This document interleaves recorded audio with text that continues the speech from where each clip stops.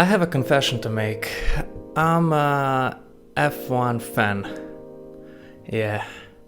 I was a fan since I was a kid. I still remember legends like Michael Schumacher, Eddie Irvine, Damon Hill, Jacques Villeneuve, Jos Verstappen. And somewhere in between I stopped watching Formula for good. I wasn't in it at all. I didn't know who was driving, who was even a champion. I just know what news told me. But as soon as I thought I was out, Netflix pulled me back in, and I start watching Formula 1 Drive to Survive, and it pulls me back in hard. And since then I've been a crazy fan again. And today on February 27th, the last livery for this year's season was revealed. And I decided to make a video commenting on all the liveries we're gonna watch this year. We're gonna go through liveries by the launch dates, and I know that human attention span is not something to boast about, so I'm gonna try to speedrun it. Let's go. Okay, so first we got Haas VF22. I'm gonna be honest, I kinda like the livery. It's similar to the last year's, but I think they put a bit more thought to it than last year, because I thought that last year's was just made on a very short notice and it looked kind of cheap. But this year's, I think it feels okay. I kind of enjoy minimalistic design, especially on things like racing cars. So I think that this one really kind of stood out. So next we have Red Bull RB18, the actual Red Bull. F1 might be a cutthroat business, so I get why they decide to hide all those designs they made on the chassis. Just think about the Racing Point, what they did with that pink Mercedes. But yeah, so on livery design point, yeah, I mean, it's Red Bull. Why would you change if there's nothing to change, right? It's recognizable, everyone knows it. Yellow nose, large Red Bull at the top of the air intake. It's still nice. I always love it. Aston Martin AMR 22. Let's see, what do we have here? Oh, so same as last year, but no magenta, I guess. I'll say it like that, it's okay. That green is Aston Martin recognizable, although I would really like to see that Aston Martin Vantage GTE on F1 car, that it's neon yellow with shades of green and some strong red outlines. I mean, look at it, that's just hot. But let's be honest, there is only one racing team that got it right with the green, and that's Jaguar.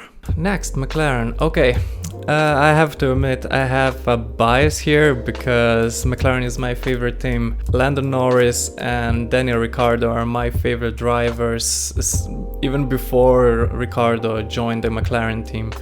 So I hope this is not going to affect what I'm going to say, but it probably will, so let's just see what they got for us. Yeah, I like it. It just kind of represents the strength of F1 car. I always love that orange, the papaya orange as they call it. Okay, I see they went for light blue. Is there something in connection with that Gulf livery from Monaco? Yeah, after all, I like it, the combination of orange, blue and the black. How the line travels from the back and joins at the back with the one from the side pod. Yeah, McLaren, good job. AlphaTauri, I don't know how to say it. AT03. Yeah, I mean, it's okay, I guess. I always like the big color designs, so that's kind of cool. I like what they did last year and year before. I don't know, I guess they're going for the same thing as Red Bull. They're looking for the perfect design that they're going to copy on every car for the next year. I mean, it's not bad, but it's also nothing special. I don't get it, you already have a huge logo at the air intake Why do you also need to have a huge name of your team, the side pods? That thing so stands out to me that I just don't get it. Why would you do that? Williams, FW44. Okay, I have a kind of a pickle with this one. To me, they did worse than what Red Bull did, because finish on computer generated version looks much different, and that's what's actually in a real life car, and that's a big no-no for me. Check it out, the generated version looks pretty cool, right? Although the finish looks quite the same as the other teams, the real life version has a very much gloss finish to it. I mean, that's still pretty cool. The gloss finish is gonna stand out perfectly. It's just that that gloss is gonna mask the whole design on the back of a car, because on generated version it looks really good, but in real life it's probably just because of that gloss is not that visible. It's pretty dark.